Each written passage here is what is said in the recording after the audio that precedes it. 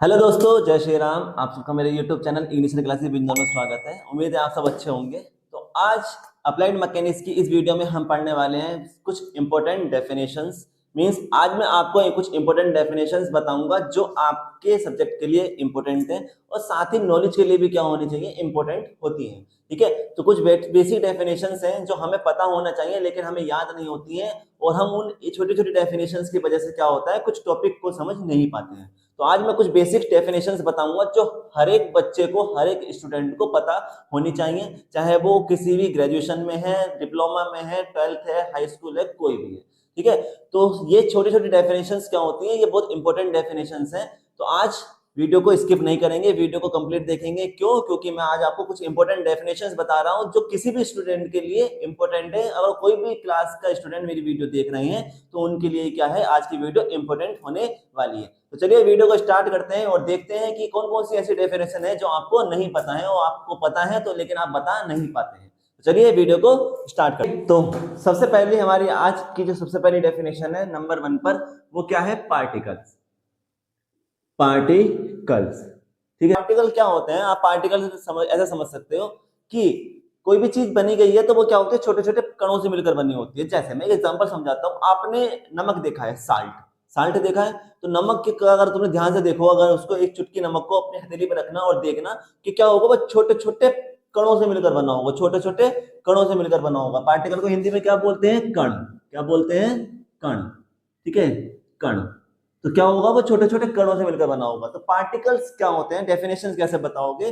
Particle क्या है? एक बहुत ही स्मॉल स्ट्रक्चर होती है, डॉट स्ट्रक्चर होती है। कैसी होती है? डॉट स्ट्रक्चर होती है। जैसे मैंने एक डॉट बनाया है, तो ये डॉट क्या है? एक पार्टिकल है। तो हम डेफिनेशन में क्या बताते हैं कि पार्टिकल क्या होते हैं? Particle is the dot structure which has not any dimensions. ये जो डॉट है, अगर मैं आपसे कहूं कि मुझे बताओ इसका डायमीटर क्या होता है, तो चलो इसका तो आप बता ही सकते हो थोड़ा सा अगर देखें। लेकिन अगर मैं कहूं कि एक सुई की नोक लेता हूं और सुई की नोक से मैं टच कर देता हूं, तो क्या आप उसका डायमीटर बता पाओगे? अब कुछ बच्चे कहेंगे सर हाँ इसका ही बता सकते हैं, लेकिन मैं कहूं उससे भी छोटा कोई भी अगर चीज लेता हूं, कोई उससे भी बारीक चीज लेता हूं और उसका डायमीटर पूछूं, उसको टच कर देता हूं अगर मैं बोर्ड पर, तो नहीं। एक पॉइंट पे आके आप कह दोगे नहीं सर अब समझ में नहीं यार, अब नहीं बता सकते। तो बच्चों, जो आप नहीं बता पा रहे हो वही क्या है? पार्टिकल्स है। तो ऐसा ध्यान रखना।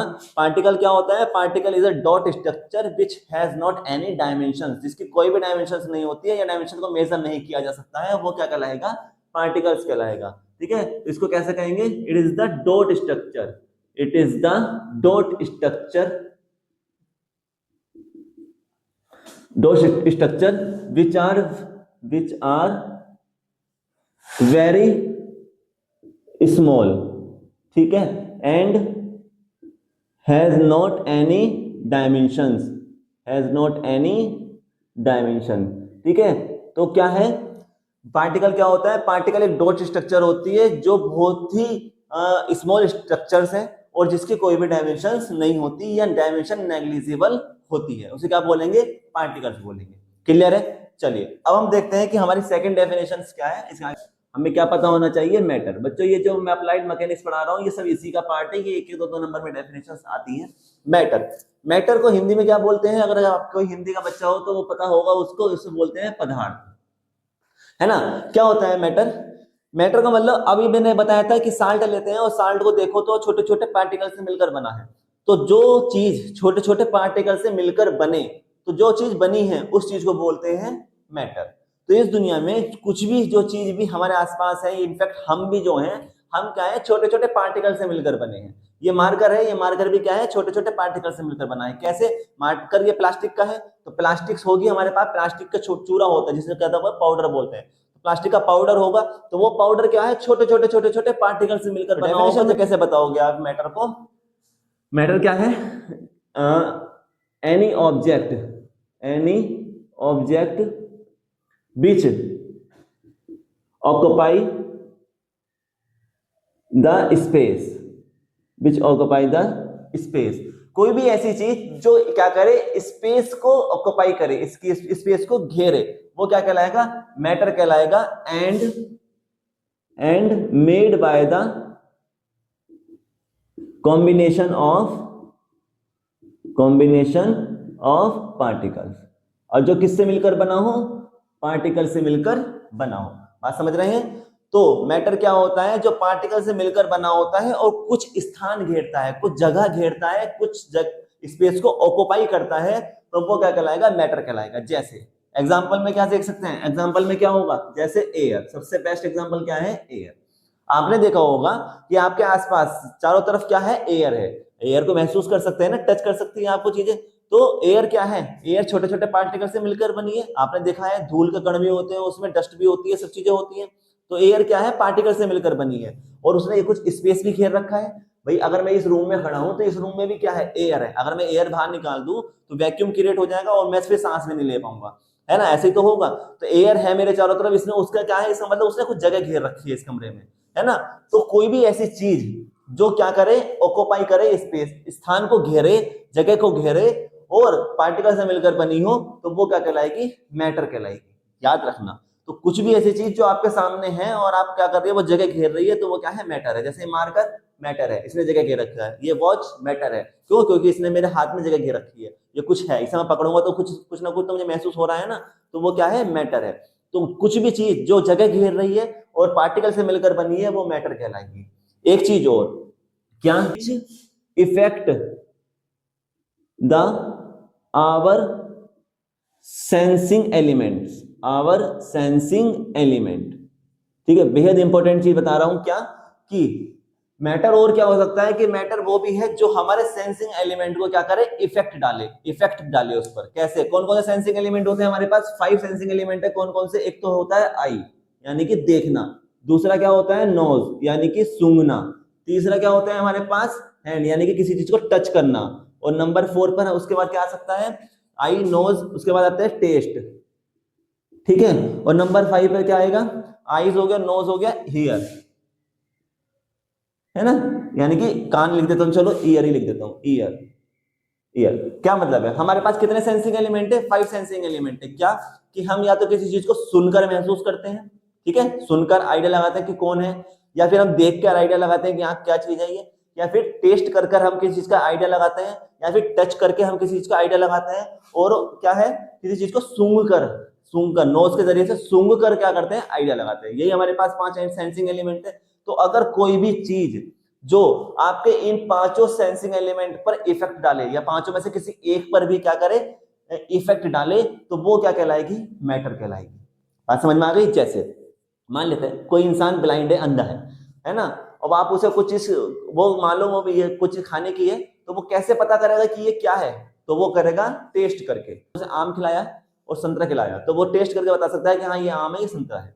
या फिर कोई चीज क्या होती है? टच करके। जैसे आपने देखा होगा जो अंधा इंसान है वो कैसे चलते हैं? टच करके चलते हैं, पकड़ देख के चलते हैं कि कुछ है तो नहीं हमारे आगे। तो सीधी सी बात ये है। और हवा, मैंने अभी एग्जांपल लिखा था किसका? एयर। एग्जांपल लिखा था एयर। एयर को देख नहीं सकते, लेकिन महसूस तो कर सकते हैं। आप अगर बाहर खड़े हो जाओ तो जब हवा चलती है तो आपको महसूस करती है ना, टच करती है ना, आपको पता चल जाता है हवा तेज चल रही है, तो हवा है ना? तो जो भी चीज आपके सेंसिंग एलिमेंट को इफेक्ट डाले, मैटर से बनी हो और जगह स्पेस करे, तो वो चीज बच्चों क्या कहलाती है? मैटर कहलाती है। तो नंबर पे हम अगर बात करें तो आता है मास। चलो मास से पहले हम बात करते हैं रिजिड बॉडी। रिजिड बॉडी ये बेहद इंपॉर्टेंट डेफिनेशन है, इसको एक एक नंबर में कई बार पूछा गया है। रिजिड बॉडी क्या होती है? रिजिड बॉडी, तो मैं यहां लिख रहा हूं, it is the solid body, it is the solid body, but the shape or dimensions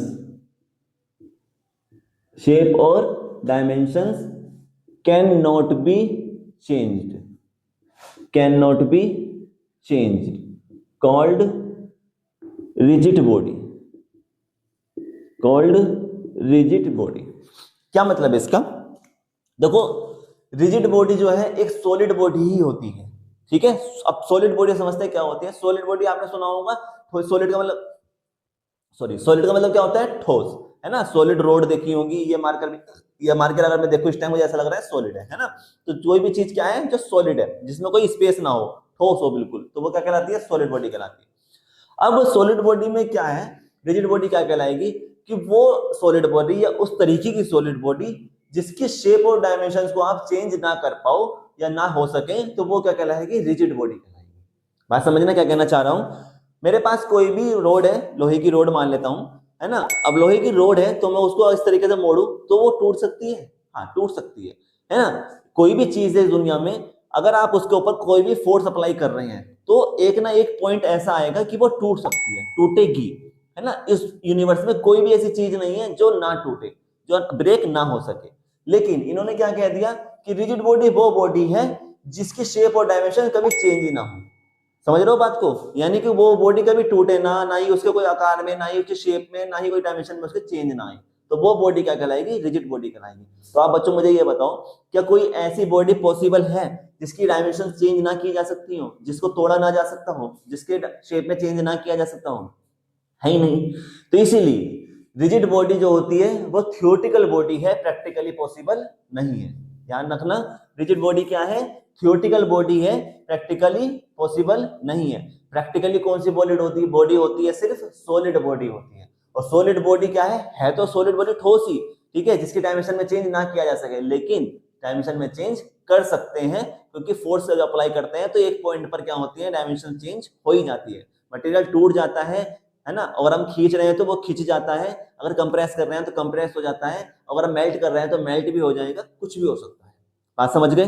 तो रिजिड बॉडी थियोरेटिकल बॉडी है, जो कौन सी बॉडी है, सॉलिड बॉडी है, जिसकी शेप और डायमेंशंस चेंज नहीं की जा सकती, ये याद रखेंगे, ठीक है। बात समझ में आ गई। चलिए आगे बढ़ते हैं। मास इंपॉर्टेंट डेफिनेशन है, होता है मास को कैसा बताएंगे, it is the quantity, it is the quantity or amount of matter,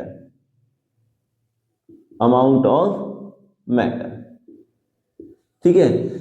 matter की क्वांटिटी कितनी है, अमाउंट कितनी है, उसे ही हम क्या बोलते हैं, मास बोलते हैं। जैसे फॉर एग्जांपल कि मैंने कहा कि आप जैसे मार्केट जाते हैं, डेयरी पर जाते हैं और आप क्या मांगते हैं, दूध मांगते हैं किलोग्राम, ठीक है। चलो पहले और थोड़ा सा कर लेते हैं, matter and it is denoted by, किससे डिनोट करते हैं इसको, डिनोटेड बाय स्मॉल m, है ना। और यूनिट क्या होती है, यूनिट इज, कितनी यूनिट होती है इसकी, किलोग्राम इसकी यूनिट है। कौन सी यूनिट है, SI यूनिट। अब समझते हैं, क्या हम मार्केट में गए और मार्केट में आपने क्या कहा कि मुझे 1 लीटर दूध, तो 1 लीटर दूध उसे कैसे पता चलेगा, उसने क्या किया होगा, उसने एक नाप बना के रखा होगा, है ना, ठीक है। और वो क्या करेगा, इसमें मिल्क को पोर करेगा, मिल्क को इसमें फिल करेगा। तो सीधी सी बात है, इसमें जितनी क्वांटिटी में ये मिल्क आया है, मिल्क का पार्टिकल्स आए हैं, मिल्क के पार्टिकल्स आए हैं, तो पार्टिकल जब आपस में मिल जाते हैं, बहुत सारे पार्टिकल मिल जाते हैं, तो वो क्या बन जाता है, मैटर बन जाता है। क्या बन जाता है, मैटर। तो मैं कह सकता हूं कि इस जो नाप बनाया है, इस ग्लास में जितना क्वांटिटी में मैटर आया है, इस क्वांटिटी को ही क्या बोलते हैं, मास बोलते हैं। समझ रहे हो बात को। तो मास क्या होता है, मास बताता है क्वांटिटी ऑफ मैटर या अमाउंट ऑफ मैटर, यानी कितना क्वांटिटी में मैटर आया है, वही क्या कहलाता है, मास कहलाता है। जैसे आप 1 kg क्या लेने गए, शुगर लेने गए, चीनी लेने गए, तो जब आप शुगर खरीदते हो तो वो पन्नी में क्या करता है, शुगर को फिल करता है और तोल के देता है आपको, है ना, मेजरमेंट करके। तो मेजरमेंट करता है वो 1 kg करता है, 1 kg उसने किया है। तो उस पॉलिथीन में कितने क्वांटिटी में मैटर आया है, कौन सा, शुगर का, चाहे चीनी का, तो वो जो क्वांटिटी है, उस क्वांटिटी को क्या बोलोगे, आप मास बोलोगे। बात समझ में आ गई। तो आप जो चीनी के पार्टिकल्स जो खरीद के लाए हो, वो कितने पार्टिकल्स आए हैं, उन पार्टिकल्स को बोलते हैं मास। तो मास हमेशा क्या बताता है, क्वांटिटी बताता है, किसकी, मैटर की। अमाउंट बताता है, किसकी, मैटर की, कितनी अमाउंट में है। ओके, चलिए आगे बढ़ते हैं। इसका मतलब अब किसकी बात आई है, वेट, WEIGHT, वेट को हिंदी में क्या बोलते हैं, भार, और मास को क्या बोलते थे, द्रव्यमान। अब बच्चों मुझे ये बताओ कि आप जब मार्केट जाते हैं तो मास बताते हैं या वेट बताते हैं, है ना। आप ये कहते हो कि मुझे 1 kg मिल्क दे दो, मतलब 1 kg चीनी दे दो, 1 किलो चीनी दे दो, 2 किलो चीनी दे दो, 2 किलो चावल दे दो, ये इस तरीके से आप बताते हो। 1 लीटर दूध दे दो, है ना, 1 किलो दूध दे दो, इस तरीके से आप क्या करते हो, मार्केट में जाके बोलते हो। तो आप वेट बता रहे हो या क्वांटिटी बता रहे हो, मास बता रहे हो, तो आप बता रहे हो मास। हम जब भी बताते हैं केजी में, लीटर में, किलोग्राम में, जो भी कुछ इस तरीके जब हम बताते हैं तो वो हम क्या बताते हैं, मास बताते हैं, हम कभी भी वेट नहीं बताते हैं।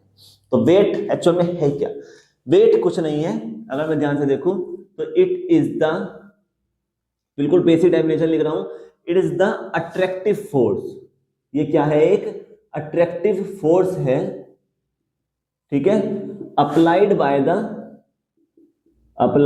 द अर्थ, जो किसके द्वारा लगाई गई है, अर्थ के द्वारा लगाई गई है। तो वेट क्या होता है, एक अट्रैक्टिव फोर्स है जो किसके द्वारा लगाई जा रही है, सिर्फ और सिर्फ अर्थ के द्वारा लगाई जा रही है, तो वो क्या कहलाएगी, वेट कहलाएगी, ठीक है। और क्या है, मींस इट इज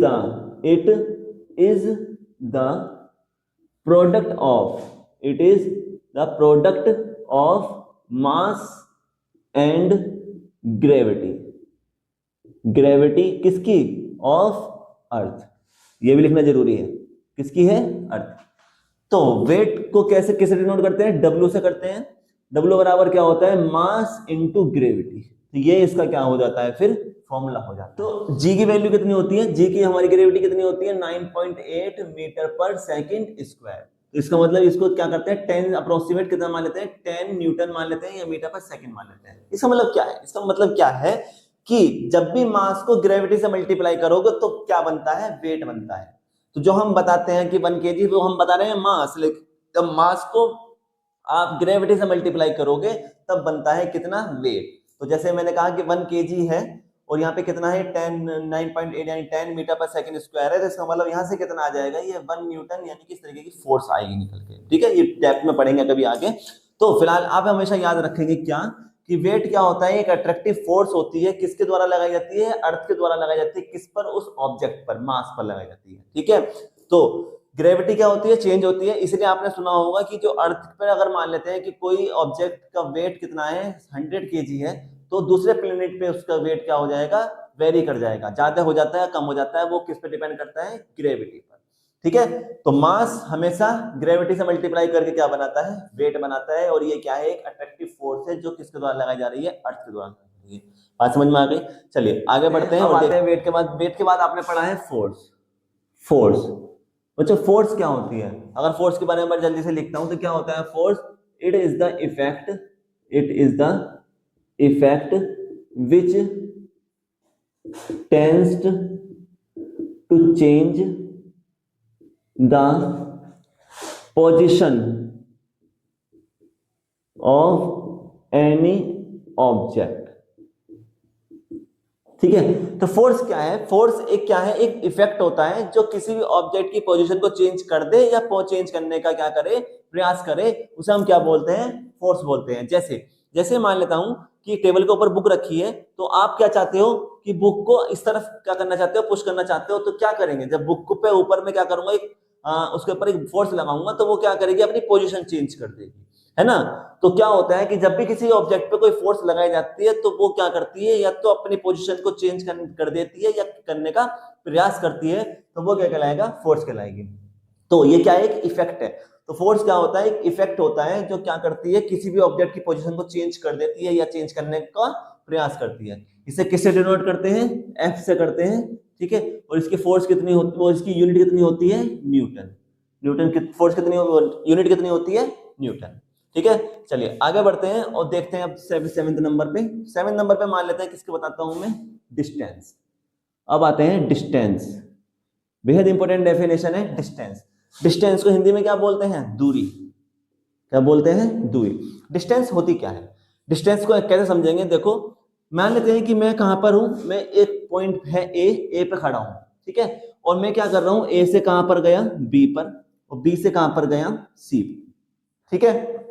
तो ए से बी तक जाने में कितनी डिस्टेंस है, 10 किलोमीटर, और बी से सी तक जाने में कितनी डिस्टेंस है, मान लेते हैं 5 किलोमीटर। तो इसका मतलब डिस्टेंस क्या होगी, मैं डिस्टेंस बताती है कि हम कितना चले हैं, तो क्या मतलब होता है इसका, टोटल पाथ, क्या डेफिनेशन होती है, total path covered by the object, total path covered by the object. किसी भी ऑब्जेक्ट ने कितना पाथ कवर किया है उसे अब क्या बोलते हैं, डिस्टेंस बोलते हैं। तो मैं देखो मैं कितना पाथ किया है, कि मैं पहले ए से बी पे गया तो कितना चला हूं, 10 किलोमीटर, कितना चला हूं, 10 किलोमीटर प्लस, फिर बी से सी पे गया हूं तो कितना चला हूं मैं 5 किलोमीटर, तो इसका मतलब मैं कितना चला हूं टोटल 15 किलोमीटर, तो ये मेरी क्या कहलाएगी डिस्टेंस कहलाएगी। तो डिस्टेंस क्या होता है हमेशा टोटल पाथ होता है कि आप टोटल कितना चले हो, कितना पाथ कवर किया है, वो क्या कहलाएगा आपका डिस्टेंस कहलाएगा। ठीक है, इसको किससे डिनोट करते हैं हमेशा, या तो कैपिटल डी से या फिर स्मॉल डी से, और इसकी जो यूनिट होती है वो यूनिट क्या होती है मीटर। कितनी होती है मीटर, किलोमीटर, सेंटीमीटर, ऐसा यूनिट क्या है मीटर। बात समझ में आ गई। तो डिस्टेंस क्या होती है total path covered by the object, कितना टोटल पाथ कवर किया है। ठीक है, आगे देखते हैं नंबर 8। डिस्टेंस के बाद आती है डिस्प्लेसमेंट। बहुत कंफ्यूजन रहता है बच्चों को इसमें कि डिस्प्लेसमेंट एक्चुअल में है क्या। तो डिस्प्लेसमेंट का मतलब होता है हिंदी में क्या बोलते हैं इसको विस्थापन। क्या बोलते हैं विस्थापन, विस्थापन। ठीक है, जो हिंदी वाले बच्चे हैं वो क्या बोलेंगे विस्थापन। डिस्प्लेसमेंट होता क्या है इसको भी एग्जांपल समझते हैं कि मान लेते हैं कि मैं वहां पे ए पॉइंट पर हूं फिर से, और मैं ए से कहां पर गया हूं बी पॉइंट पर गया हूं, बी से मैं कहां पर गया हूं सी पर। ए से बी तक की डिस्टेंस कितनी है 10 किलोमीटर और बी से सी तक की कितनी है 5 किलोमीटर। लेकिन डिस्प्लेसमेंट क्या होता है, डिस्प्लेसमेंट बताता है कि पहले आप कहां पर थे ए पॉइंट पर थे, अब आप कहां पहुंच गए हैं सी पॉइंट पर पहुंच गए हैं। तो आप इनिशियल पॉइंट से फाइनल पॉइंट तक के बीच की जो दूरी होगी डिस्टेंस होगी उसे क्या बोलते हैं डिस्प्लेसमेंट बोलते हैं। क्या मैं क्या बोल रहा हूं shortest distance, shortest distance between the initial point to the final point, to the final point. यानी इनिशियल पॉइंट से फाइनल पॉइंट तक के बीच की जो शॉर्टेस्ट डिस्टेंस होगी, वो कम से कम जो दूरी होगी उसे क्या बोलते हैं डिस्प्लेसमेंट बोलते हैं। तो ध्यान से देखो ए से बी अगर मैं ऐसे जाऊं और फिर सी ऐसे जाऊं तो एक तो पाथ ये हो गया, दूसरा पाथ क्या हो सकता है कि यहां से डायरेक्ट कहां चला जाऊं सी पे चला जाऊं। तो देखो ये थोड़ा कम लगेगी ना डिस्टेंस, डिस्टेंस कम हो जाएगी। मान लेता हूं ये कितनी है टोटल कितनी है ये 8 किलोमीटर है ना, ए से सी तक की डिस्टेंस कितनी है 8 किलोमीटर मान लेते हैं। तो ध्यान क्या होगा इस केस में कि अगर मैं ये टोटल पाथ कवर कर रहा हूं ए से बी जा रहा हूं और बी से सी जा रहा हूं तो वो तो डिस्टेंस कहलाता था, लेकिन अगर मैं ए से सी इस रास्ते से जा रहा हूं तो ये क्या कहलाएगा डिस्प्लेसमेंट कहलाएगा। क्यों, क्योंकि इसकी डेफिनेशन क्या होती है कि ये शॉर्टेस्ट डिस्टेंस होता है किसके बीच में इनिशियल पॉइंट के बीच में और फाइनल पॉइंट के बीच में। तो इनिशियल पॉइंट ए है फाइनल सी है, तो इन दोनों के बीच की जो डिस्टेंस होगी उसे क्या बोलेंगे डिस्प्लेसमेंट बोलेंगे। तो डिस्प्लेसमेंट हमेशा कम से कम दूरी बताता है, कम से कम डिस्टेंस बताता है, शॉर्टेस्ट डिस्टेंस बताता है। तो कितना आएगा इसका आंसर 8 किलोमीटर। इसको भी कैपिटल टी से या स्मॉल टी से ही डिनोट करते हैं, और इसकी यूनिट भी ऐसा यूनिट कितनी होती है यूनिट ऐसा यूनिट कितनी होगी मीटर।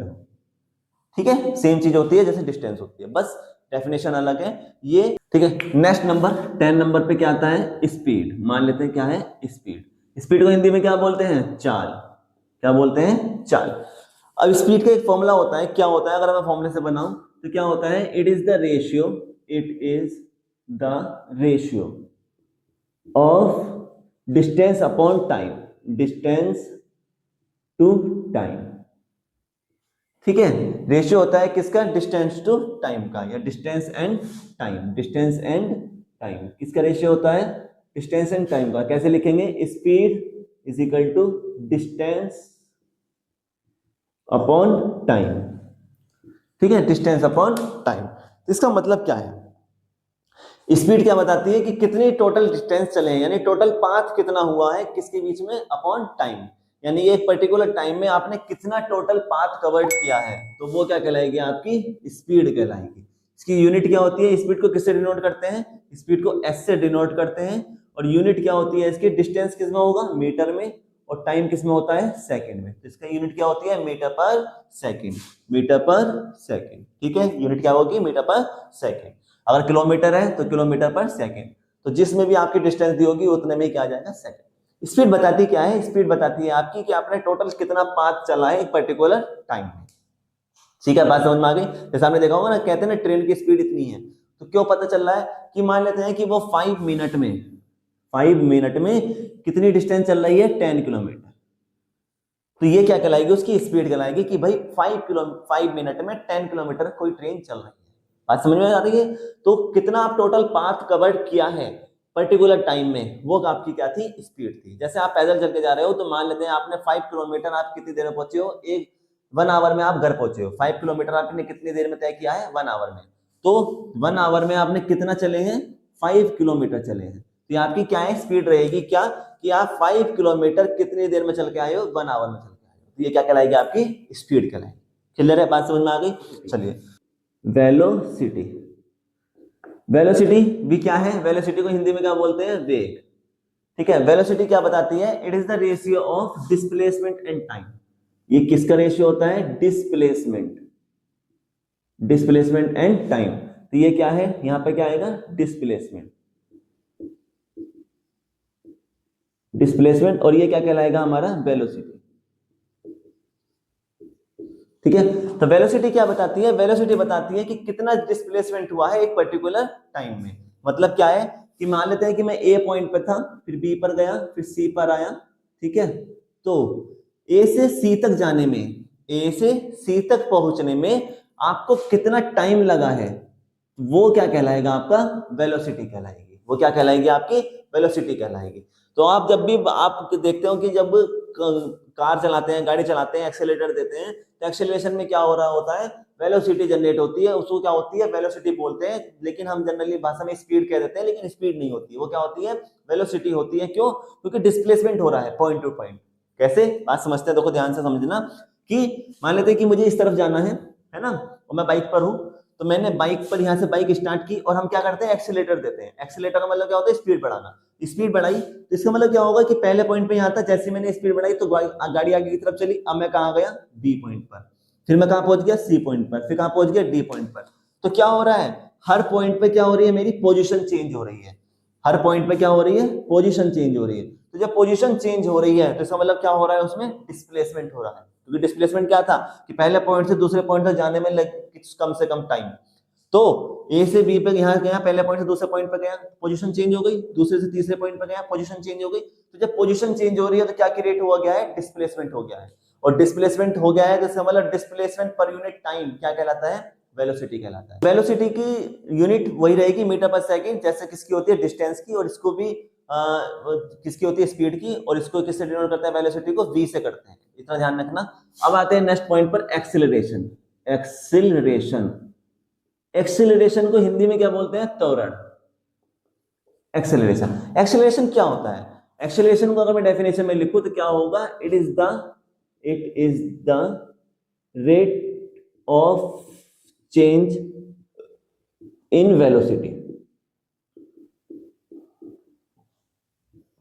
Per unit time. ठीक है, हालांकि रेट लिखा है तो मतलब वही होता है। तो rate of change in velocity, यानी कि क्या हो रहा है, वेलोसिटी में अगर चेंज हो रहा है पर यूनिट टाइम, तो वो क्या कहलाता है, एक्सेलरेशन कहलाता है। किससे डिनोट करते हैं, ए से। तो एक्सेलरेशन इज इक्वल टू क्या होता है, change in velocity, change in velocity per unit time, ये क्या कहलाता है, एक्सेलरेशन कहलाता है। बात समझते हैं कैसे। जैसे मैंने बाइक स्टार्ट की तो बाइक में क्या होता है, एक्सेलरेशन होता है। कार स्टार्ट करी तो कार में क्या होता है, एक्सेलरेटर होता है। तो एक्सेलरेटर का मतलब होता है कि आप स्पीड बढ़ा रहे हो। तो क्या कर रहे हो, जैसे बाइक स्टार्ट की तो उस टाइम पर उसकी जो वेलोसिटी होगी, इनिशियल वेलोसिटी, वो कितनी है, 0 है। बाइक खड़ी है, तो बाइक खड़ी है तो कुछ चल नहीं रही है, जब डिस्प्लेसमेंट ही नहीं हो रहा तो कोई वेलोसिटी आएगी। क्योंकि वेलोसिटी कहां से आती है, वेलोसिटी जब डिस्प्लेसमेंट होता है, जब एक पॉइंट से दूसरे पॉइंट पर जाते हैं। तो जब एक पॉइंट से दूसरे पॉइंट पे गई नहीं, अभी तो बाइक खड़ी है ना, स्टार्ट ही नहीं हुई, तो इसका मतलब वेलोसिटी कितनी है उसकी, 0 है। अब मैंने क्या करा है कि स्पीड बढ़ाई और वेलोसिटी बढ़ी थोड़ी सी, यानी क्योंकि डिस्प्लेसमेंट हुआ, पहिए घूमने स्टार्ट हुए, और डिस्प्लेसमेंट होने की वजह से क्या होगा, वेलोसिटी आई, और क्या होगा, थोड़ी सी आगे बढ़ी, थोड़ी सी आगे बढ़ी। मान लेते हैं कि v2 कितना हो गया है, 20, कितना हो गया है, 20 हो गया है। ठीक है, तो जो ये चेंज हुआ है क्या, कि पहले कितनी थी, 0, और फिर कितनी हो गई है, 20 हो गई है। तो ऐसा कह सकते हैं, क्योंकि छोटे में से ज्यादा घटाऊंगा तो नंबर माइनस में आएगा, इसलिए बड़े में से छोटा नंबर को सब्ट्रैक्ट करेंगे तो कितना आ गया, 20। और नीचे क्या है, टाइम है, टाइम कितना भी मान लेते हैं 1 सेकेंड है। तो 20 मीटर हुआ किसमें, 1 सेकेंड में। तो इसका मतलब एक्सेलरेशन क्या हो जाएगा, 20 मीटर पर सेकेंड स्क्वायर। एक्सेलरेशन यूनिट क्या होती है, मीटर पर सेकेंड स्क्वायर। ठीक है, कैसे होगा अभी बता देता हूं कैसा आएगी। फिलहाल मैं क्या समझाना चाह रहा हूं, एक्सेलरेशन क्या हुआ है, 20, स्पीड बढ़ गई है। तो जब भी वेलोसिटी में चेंज आए, वेलोसिटी क्या हो, कम से ज्यादा हो जाए, हमेशा याद रखना एक्सेलरेशन यानी स्पीड बढ़ाता है, कभी घटाता नहीं है, स्पीड बढ़ाता है। एक्सेलरेशन का मतलब होता है स्पीड बढ़ना। तो जब स्पीड में यानी वेलोसिटी में क्या है, चेंज आए, तो वो क्या कहलाता है, एक्सेलरेशन कहलाता है। समझ गए? तो पहले एक्सेलरेशन, जब बाइक खड़ी है कितना, 0 है, फिर हमने जैसे ही एक्सेलरेटर थोड़ा सा ऊपर बढ़ाया तो क्या होगा, डिस्प्लेसमेंट हुआ। डिस्प्लेसमेंट होने की वजह से उसका दूसरा वेलोसिटी कितनी आ गई, 20 आ गई। तो चेंज इन का मतलब क्या होता है, चेंज इन का डिनोट करते हैं डेल्टा वी। और जब भी चेंज इन या डेल्टा वी लिखा जाए या डेल्टा कुछ भी लिखा हो, डेल्टा साथ में लिखा हो, तो इसका मतलब क्या होगा कि दो नंबरों को घटाया जा रहा होगा। डेल्टा का मतलब क्या होता है, दो नंबरों को आपस में घटाया जा रहा है, सब्ट्रैक्ट किया जा रहा है। नंबर कौन से होंगे, जो जिसके आगे डेल्टा लिखा होगा। तो यहाँ v के आगे लिखा है, इसका मतलब initial velocity minus final velocity या final velocity minus initial velocity हो रहा है। बात समझ में आ गई? क्या होता है चेंज इन वेलोसिटी, यानी कि एक पर्टिकुलर टाइम में कितना चेंज हुआ है वेलोसिटी में, उसे बोलते हैं एक्सेलरेशन। एक्सेलरेशन हमेशा स्पीड को बढ़ाता है, ये याद रखेंगे। और इसकी यूनिट क्या होती है, मीटर पर सेकेंड स्क्वायर। क्या, रिटार्डेशन। अब बसती है क्या नंबर 13 पर, रिटार्डेशन आ रही है, रिटार्डेशन।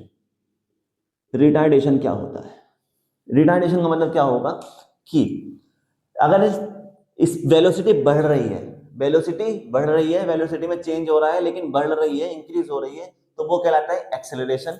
जैसे आपने एक्सेलेरेटर का नाम सुना है, तो एक्सेलेरेटर, जब आप एक्सेलेरेटर देते हो तो स्पीड बढ़ती है, हमेशा गाड़ी तेज भागने लगती है। रिटार्डेशन का मतलब क्या होता है कि जब एक्सेलेरेटर आप डाउनवर्ड करते हो, आप एक्सेलेरेटर, जैसे कोई मान लो आपके सामने कोई जानवर आ गया है, गाड़ी चला रहे हैं, तो गाड़ी को रोकना है, तो आप क्या करते हो, एक्सेलेरेटर बिल्कुल बंद कर देते हो और ब्रेक दबा देते हो। जब एक्सेलेरेटर आप क्या कर रहे हो, कम कर रहे हो, डाउन की तरफ घुमा रहे हो, इसका मतलब आप क्या कर रहे हो, स्पीड कम कर रहे हो, वेलोसिटी क्या कर रहे हो, कम कर रहे हो। तो जब स्पीड क्या हो, डिक्रीज हो, तो वो क्या कहलाता है, रिटार्डेशन। ठीक है, इसे हिंदी में क्या बोलते हैं, मंदन। क्या बोलते हैं, मंदन। मंदन का मतलब क्या होता है, धीरे धीरे चलना। तो रिटार्डेशन का मतलब क्या होता है कि जब जब वेलोसिटी क्या होगी, डिक्रीज होगी, तो वो कहलाएगा रिटार्डेशन। और जब जब वेलोसिटी इंक्रीज होगी तो वो कहलाएगा एक्सेलरेशन। यूनिट रिटार्डेशन को भी ए से डिनोट करते हैं, लेकिन बस किस तरीके से, माइनस का ए। माइनस का डिनोट करता है कि वेलोसिटी क्या हो रही है, डिक्रीज हो रही है। और एक्सेलरेशन को ए से करते हैं, प्लस का मतलब क्या होता है, स्पीड बढ़ रही है। यूनिट इसकी भी क्या होती है, मीटर पर सेकेंड। ठीक है, बात समझ में आ गई? एक छोटा सा एग्जांपल समझा सकता हूं, अगर कहीं भी अभी कंफ्यूजन है तो वो खत्म हो जाएगा। कैसे, कोई एक बॉल है और बॉल को हम नीचे से ऊपर की तरफ फेंकते हैं। आपने गेम खेला होगा कि मैंने क्या करा है, बॉल को नीचे से ऊपर की तरफ फेंका है, तो क्या होगा, मान लेते हैं कि मैंने जब यहां से बॉल को मैंने ऊपर की तरफ थ्रो किया है, तो मान लेते हैं कि मैंने कितने कितनी फोर्स लगाई है, 50 की लगाई है। यानी कि क्या हो रहा होगा, 50 की मैंने इनिशियल वो दी है, उसको फोर्स दी है। अब क्या होगा कि ऊपर जाएगी, फ्रिक्शन लगेगा, तो यहाँ मान लेते हैं कितना हो गया, 40 मीटर पर सेकेंड स्क्वायर। यानी 1 मीटर में क्या हुआ, 10 मीटर क्या हो गई है, कम हो गई है 1 सेकंड में। फिर ऊपर गई, अब की बार कितनी हो गई, 30 मीटर पर सेकेंड स्क्वायर। ऊपर गई 20 मीटर पर सेकेंड स्क्वायर, यहाँ आई 10 मीटर पर सेकेंड स्क्वायर, और इस पॉइंट पर आकर कितनी हो गई, 0 पर मीटर पर सेकेंड। बात समझ रहे हो? तो जब मैं बॉल को ऊपर फेंकता हूं, तो आपने देखा होगा ऐसा कोई, बॉल ऊपर फेंकती चली जाती है और अर्थ से बाहर निकल जाएगी, नहीं, एक पॉइंट पे जाकर रुकती है और फिर वापस नीचे ही आती है ना।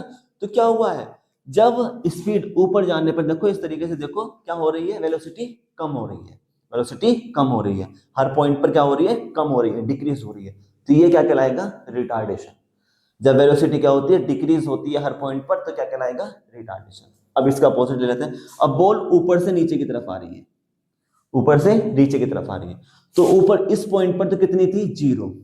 इसकी एक्सेलरेशन, इसमें वेलोसिटी कितनी होगी, 0 होगी। ठीक है, मीटर पर सेकंड कर लो तो इसके स्क्वायर नहीं, कितनी होगी, 0 स्पीड होगी। कितनी स्पीड होगी, 0 होगी। उसके बाद फिर नीचे आई, यहाँ कितनी हो गई, मान लेते हैं 10 मीटर पर सेकंड। यहाँ कितनी हो गई, 20 मीटर पर सेकंड। यहाँ कितनी हो गई, 40 मीटर। उसके बाद पर सेकंड, उसके बाद 60 मीटर पर सेकंड। उसके बाद यहाँ तक आते आते, यानी आपके पास आते आते मान लेते हैं कितनी हो गई, 100 मीटर पर सेकंड। ऐसा ही होगा ना, आप ऊपर से पत्थर छोड़ो या कोई भी चीज छोड़ते हो ऊपर से, फ्रीली छोड़ते हो, आपने पकड़ रखी है, फ्री, आपने कुछ नहीं करा, सिर्फ छोड़ दिया, फ्री छोड़ दिया है, तो क्या होगा, जैसे जैसे नीचे की तरफ आती है तो उसकी स्पीड तेज हो जाती है, जल्दी जल्दी आती है। तो क्या हो रहा है, हर पॉइंट पे स्पीड बढ़ रही है। तो हर पॉइंट पे जब वेलोसिटी बढ़ रही होती है, हर पॉइंट पे जब वेलोसिटी बढ़ रही होती है, तो जब वेलोसिटी बढ़ रही होती है, तो अब क्या कहलाएगा, एक्सेलरेशन कहलाएगा। समझ गए? तो ऊपर जब हम फेंक रहे थे तो क्या हुई थी, वेलोसिटी कम हो रही थी, जिसे रिटार्डेशन बोलते हैं। जो ऊपर से नीचे की तरफ आ रही है तो फिर क्या हो जाती है, वेलोसिटी बढ़ जाती है, जिसे एक्सेलरेशन बोलते हैं। ठीक है बच्चों, तो आज की इस वीडियो में मैंने कोशिश की है कि कुछ आपको इंपॉर्टेंट डेफिनेशन सिखाने की जो आप बचपन से पढ़ते आ रहे हो लेकिन याद नहीं कर पाते, या कहीं ना कहीं छोटा मोटा कंफ्यूजन रहता है। तो आज की वीडियो में मैंने आपको समझाया है कि ये एक्चुअल में डेफिनेशंस क्या होती हैं और इनके क्या मतलब है। ठीक है, अगर आपको वीडियो पसंद आई है तो वीडियो को लाइक जरूर करेंगे और शेयर करेंगे अपने फ्रेंड्स के साथ ताकि वे भी इस चीज को समझ सकें। ठीक है, और चैनल को सब्सक्राइब जरूर करना, बेल आइकन जरूर प्रेस करना। क्यों? क्योंकि मेरी आने वाली वीडियोस अप्लाइड मैकेनिक्स पर ताकि आप पर सबसे पहले पहुंच सके। नेक्स्ट वीडियो में मैं आपको बताऊंगा कि हमारे पास फोर्सेस क्या है और सिस्टम ऑफ फोर्सेस क्या होती हैं, इनके बारे में पढ़ेंगे और धीरे धीरे एक एक टॉपिक को मैं लेक्चर वाइज आपके सामने लेकर आऊंगा। साथ ही मेरी मैथ सेकंड और कोडिंग की भी एक वीडियोस मेरे चैनल पर चल रही हैं, आप उसको भी देख सकते हैं। मैथ सेकंड डिप्लोमा वालों बच्चों के लिए है और साथ में टॉपिक वाइज करा रहा हूं, तो कोई भी स्टूडेंट उसको पढ़ सकता है। कोडिंग सबके लिए है, जो भी बच्चा कोडिंग सीखना चाहता है, सी लैंग्वेज सीखना चाहता है, कोडिंग सीखना चाहता है, तो वो मेरी वीडियोस देख सकते हैं। वीडियो पसंद आई तो वीडियो को लाइक जरूर करेंगे, शेयर जरूर करेंगे। ठीक है, चलिए मिलेंगे नेक्स्ट वीडियो में अप्लाइड मैकेनिक्स की नेक्स्ट वीडियो में नेक्स्ट टॉपिक के साथ। जय।